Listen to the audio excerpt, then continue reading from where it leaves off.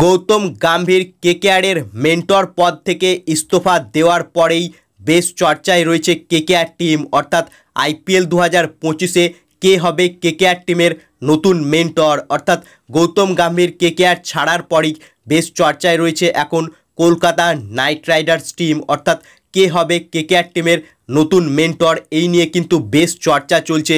যেখানে কয়েকদিন আগেই একটা রিপোর্ট বেরিয়ে আসছিল যে রাহুল দ্রাবিড়কে নাকি কেকেআর টিম যোগাযোগ করেছে তার সাথে তাকে মেন্টর করার জন্য। এছাড়াও কেউ রিপোর্ট করছিল যে জ্যাক ক্যালিস নাকি কেকেআর টিমের নতুন মেন্টর হতে পারে গৌতম গম্ভীরের বদলে আইপিএল 2025-এ।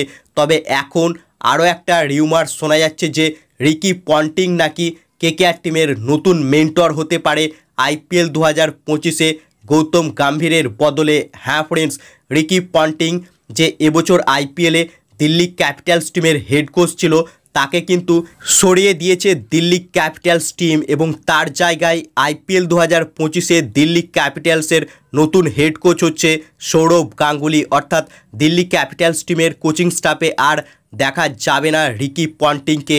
তাই রিকি পন্টিংয়ের সঙ্গে নাকি যোগাযোগ করেছে কেকেআর টিম তাকে মেন্টর করার জন্য গৌতম গম্ভীরের বদলে আইপিএল 2025-এ।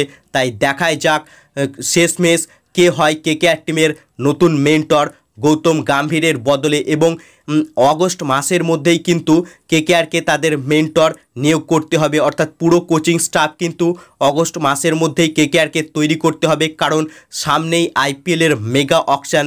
তাই এখন থেকেই স্ট্র্যাটেজির কিন্তু প্রয়োজন রয়েছে। তাই কেকেআরের নতুন কোচ কিন্তু অগস্ট মাসের মধ্যেই নিয়োগ হবে। সো ফ্রেন্ডস, তোমরা আইপিএল 2025-এ কেকেআরের মেন্টর রূপে কাকে দেখতে চাও?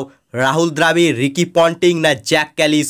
তোমাদের কি মতামত তা কমেন্ট বক্সে লিখে জানাও।